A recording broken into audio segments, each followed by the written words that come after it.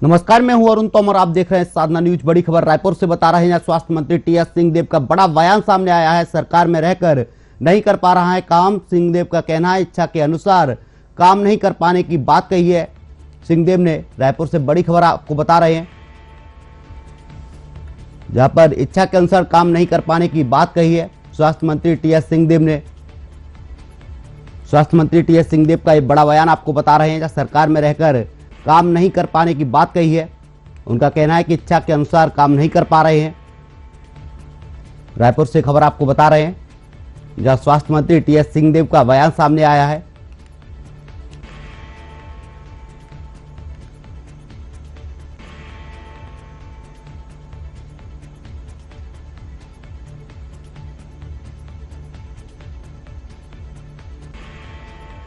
Timing उसकी कब करना। कुछ लोग कहते हैं कि चुनाव जीते और तुरंत कर दोगे तो फिर मांगेंगे, तो फिर उसको नहीं दे पाओगे। मेरी सोच रहती है कि जितना बोला है उसको जल्दी से जल्दी करो, अगले चुनाव के लिए फिर कहना कि हम ये करेंगे। आपने 10 रुपए दे दिए, घोषणा पत्र में आपने लिखा कि हम 10 रुपए देंगे। आप 10 रुपए दे दोगे तो ऐसी सलाह देने वाले हैं जो कहते हैं कि अभी मत दो, अभी आप दोगे तो 11 रुपए मांगेंगे। तो दोनों की सलाह के बीच में टाइमिंग का सवाल होता है कि कब आपको क्या करना है। घोषणा पत्र में था कि धान खरीदी हम 2500 रुपए में, कम से कम 2500 में करेंगे, ऋण मुक्ति करेंगे 10 दिन के अंदर, वो कर दिया। बाकियों में टाइम लाइन नहीं था कि इतने दिन में करेंगे अमूमन, तो वो उतना गुंजाइश मिल जाता है कि कब करना। तो सवाल टाइमिंग का होता है। आप कर दो तो लोग आंदोलन नहीं करेंगे, आंदोलन करके करोगे तो कुछ लोग कहेंगे कि हमने घोषणा पत्र से दिया, कुछ लोग कहेंगे हमने तो आंदोलन किया इसलिए मिला।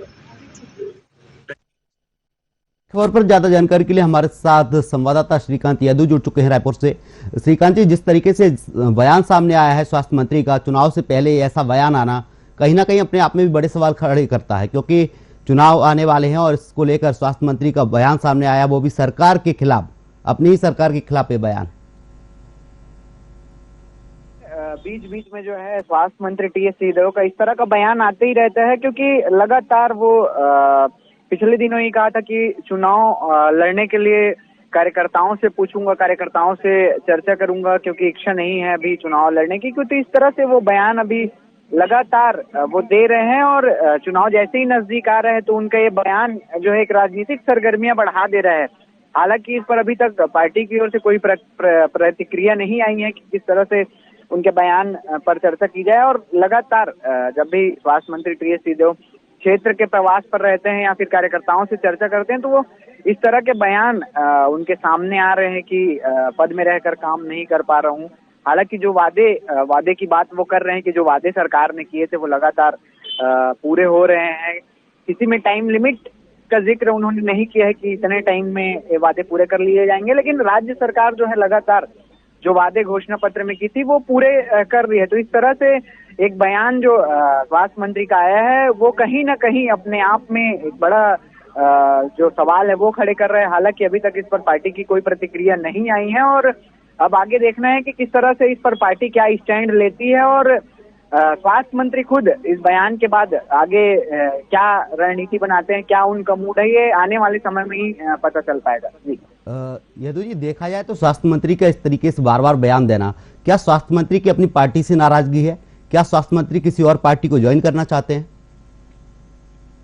देखिए अरुण, अभी तक ऐसी कोई बात निकलकर सामने नहीं आई है कि वो किसी और पार्टी में जाना चाह रहे हैं, कहीं और ज्वाइन करने। क्योंकि इसके पहले भी जब इस तरह के उनके बयान सामने आते थे तो लगातार उनसे पूछा जाता था कि भाई आप किसी और पार्टी में जाने के इच्छुक हैं क्या, कुछ ऐसा। तो उनका साफ कहना रहता था कि मैं किसी और पार्टी में नहीं जाऊंगा। मतलब किसी और पार्टी को अभी ज्वाइन करने की इच्छा उन्होंने जाहिर नहीं की थी। हालांकि नाराजगी की बात बीच बीच में सामने आती है कि किसी न किसी तरीके से उनकी नाराजगी जो है सामने आ ही जाती है, चाहे वो पंचायत मंत्री पद से इस्तीफा देने की बात हो या फिर चुनाव नहीं लड़ने की बात कही हो। तो इस तरह से बीच बीच में जो उनकी नाराजगी है वो निकलकर सामने आती है। इसको बाकायदा उनके साथ चर्चा करती है। अगर इस तरह का कोई बयान आता है तो पार्टी स्तर पर, संगठन स्तर पर चर्चा करके इस मामले का जो है शॉर्ट आउट किया जाता है। सरकार भी अपने स्तर पर इस पर चर्चा करती है। अगर कोई मंत्री इस तरह का बयान देता है तो बाकायदा वरिष्ठ मंत्रियों के साथ चर्चा होती है कि किस तरह से आगे काम करना है। तो ये तमाम जो चीजें हैं वो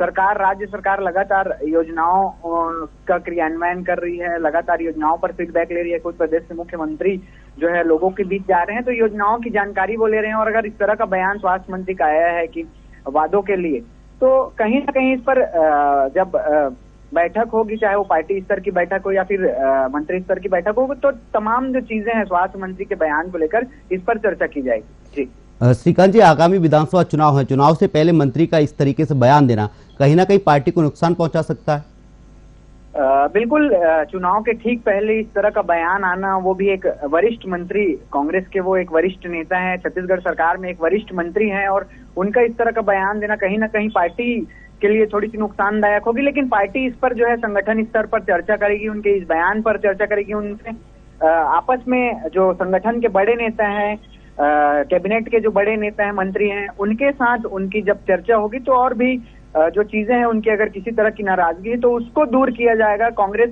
किसी भी तरह से ये नहीं चाहती है कि इस चुनाव में उनको किसी भी तरह का कोई नुकसान हो। तो ऐसे में संगठन स्तर पर उनके साथ बकायदा बैठकर तमाम मुद्दों पर चर्चा की जाएगी और जो भी दिक्कतें होंगी उसको सुलझाया जाएगा।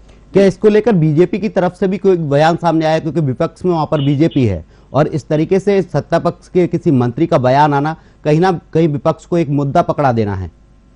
जी बिल्कुल, आपने ठीक ही कहा कि इस तरह से किसी मंत्री का, राज्य के मंत्री का बयान आना मतलब विपक्ष को एक मुद्दा पकड़ा देना है। तो बीजेपी लगातार उनके बयान को लेकर सरकार पर निशाना साधते रही है और लगातार एक बार फिर से जब उन्होंने चुनाव नहीं लड़ने की बात कही तब भी बीजेपी जो है कांग्रेस और राज्य सरकार पर हमलावर थी। और इस बार अभी तक तो किसी तरह का कोई बयान सामने नहीं आया, लेकिन कहीं ना कहीं बीजेपी इस पूरे मामले को लेकर एक बार फिर से कांग्रेस पर निशाना साधने से पीछे नहीं रहे। देखा जाए इससे पहले ही कांग्रेस का महाराष्ट्रीय अधिवेशन हुआ है छत्तीसगढ़ में, उसके बावजूद मंत्री इस तरीके से बयान दे रहे हैं। क्या जो राष्ट्रीय अधिवेशन हुआ है उसमें जो मंत्र दिए गए थे, जो जानकारियां दी गई, जो समझाइश दी गई थी, क्या उसको लेकर कोई नाराजगी है?